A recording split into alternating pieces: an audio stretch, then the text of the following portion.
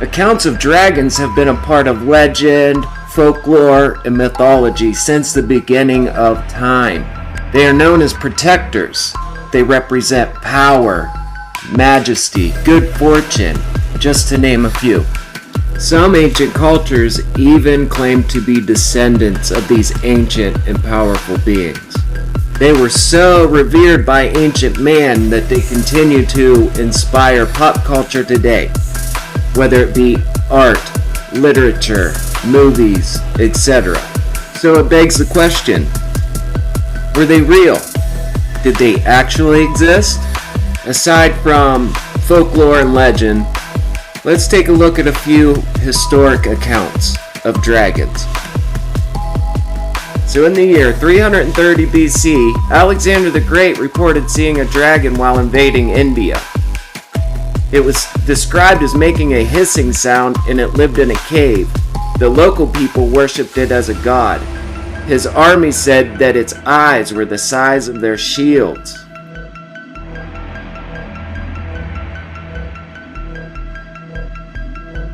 And Marco Polo, the Venetian merchant and explorer during the 13th century, reported seeing dragons during his travels in the province of Karazhan. He said these dragons were about 30 foot long and 8 feet wide. They had 2 short legs on the upper part of their trunks, had really big claws as lethal as tigers, and they had jaws wide enough to swallow a man whole. So that was only 2 accounts. There are dozens of accounts of dragons throughout history. I just felt that those 2 had more prominent names and were probably more easily researchable than some of the other ones. They take some digging. Let's take a look at what some ancient peoples felt about dragons and get more into the lore of these mythical beings. So dragons are pretty unique in the sense of duality. They represent both good and evil. In ancient Mesopotamian mythology, we have Tiamat. She was the personification of the sea and the mother of all the gods. You see, Tiamat was slain by Marduk, and with her body he created the universe. Half her body was the heavens, the other half created the earth. Now let's talk about the seraphim. In Egyptian, Judaic, and also Islamic traditions, these are creatures described as having 4 heads, multiple wings. I think truly represent the zodiac. The head of an eagle, the head of a man, the head of a bull, and lastly, the head of the lion. In ancient Egypt as well, they were portrayed in zoomorphic forms, such as having the head of a human or also in serpent form. And it probably sounds a little off, me equating angelic beings from the Hebrew Bible with dragons. But let me explain. I know everybody is familiar with the serpent in the Garden of Eden, but there are 2 other passages that detail the aftermath of that story. And in both cases, the Lucifer being is called a shining serpent and a covering cherub. There's a reptilian effect with the appearance of these angels. And with a little bit of research, you will see the dragon depictions going on in Ezekiel.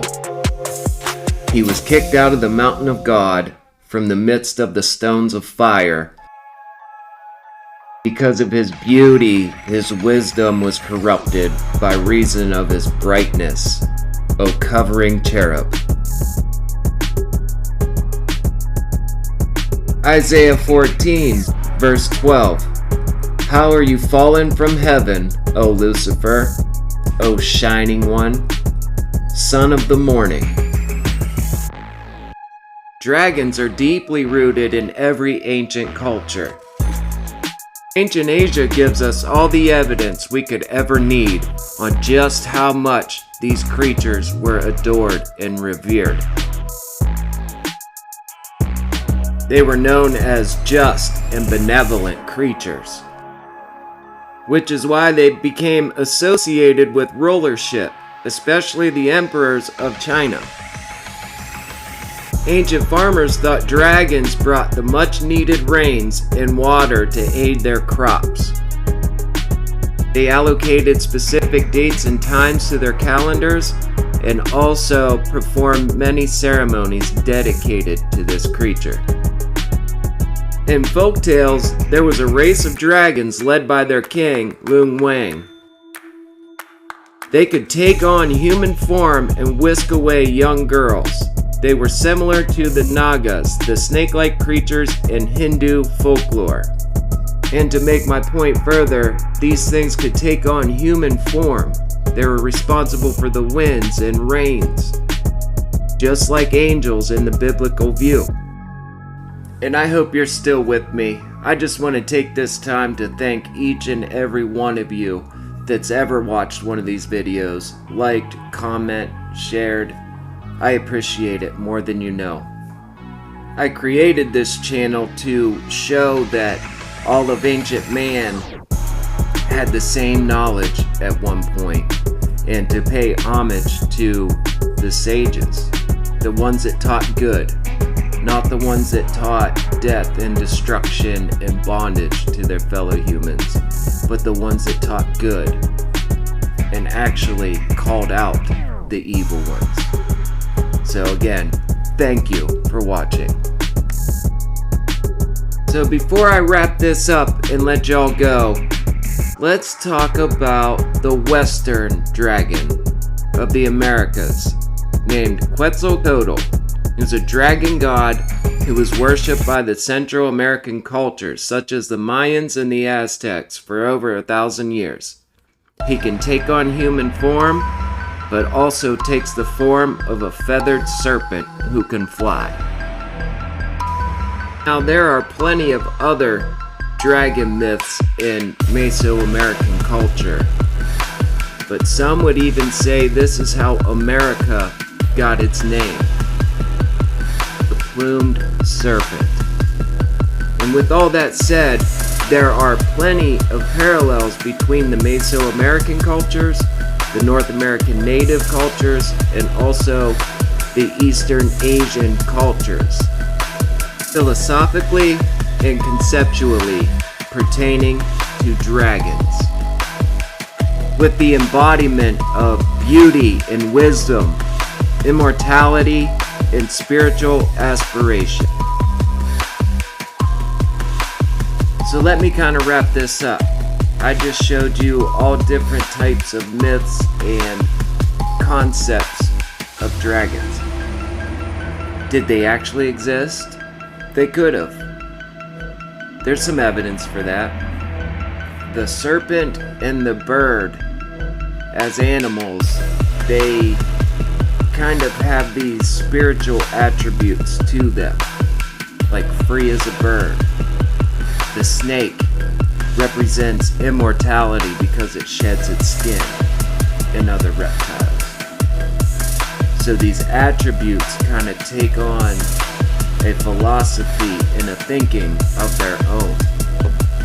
The supreme deity, the creator god in the ancient Hebrew Bible, was also depicted as a dragon. In 2 Samuel, it said that smoke came out from his nostrils and a devouring fire came out of his mouth. Now you can probably say to yourself that the ancient Hebrew writers depicted Yahweh as a dragon to show his fierceness or his power, authority, his immortality, which, yeah, that makes sense and it could be. But these scriptures also mean more than one thing at a time. There are deeper meanings behind these stories. They can work in an allegorical sense, they can work in a physical sense, they can work in a practical sense. But what I'm getting at here is they were actually thinking and talking about a construct. The all-encompassing creature, the creator. They were thinking of a bigger concept. At this point, I hope you're all familiar with the Ouroboros. It's usually depicted as a serpent or a dragon in a circle, eating its own tail. It represents the cyclical nature of the universe, in times, in changes, in seasons, all coming back again. What goes around comes around. It's a kind of all-encapsulating being that encircles the entire universe and time itself, from the beginning to the end, and then back around again. Which brings us back to the Garden of Eden, the original sin. The serpent told Eve, once you take a bite of it, you will be as gods, knowing good and evil.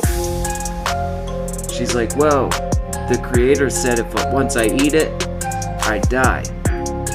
He said, you surely will not die, but your eyes will be opened, Europa, and you will be one of the gods. You'll be like me. So the Creator even says, look, man has now become like us. So before he reaches out his hand and takes from the tree of life, I gotta kick him out of the garden. And he put a cherubim there. Cherub. With a sword, a flaming sword that swung every which way. Think about that for a second. Thus, the heavens is his throne. The earth is his footstool. Thank you guys for watching. I hope you enjoyed this. I hope this was very informational for you. I hope you enjoyed it as much as I do. Please subscribe to my channel. Please like the video, share it out, comment, and I'll catch you all in the next one. Thank you for watching.